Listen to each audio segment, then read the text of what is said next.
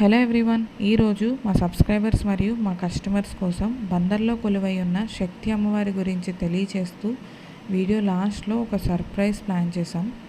Video కంప్లీట్గా చూసేయండి. ఈ విషయం మీకు తెలుసా? ఇండియాలో కోల్కతా తర్వాత దసరా అత్యంత వైభవంగా జరిగేది మన బందర్లోనే.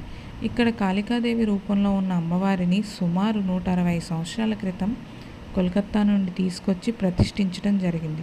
అప్పటి నుండి ప్రతి దసరాకి ఇక్కడి ప్రజలు ఎంతో ఘనంగా అమ్మవారి శక్తి పటాలు కట్టి ఊరేగిస్తారు. ఈ 9 రోజులు అమ్మవారు ప్రభ రూపంలో ప్రతి గుమ్మానికి వెళ్ళి పసుపు కుంకుమ తీసుకుని ఆశీర్వదించి వస్తారు.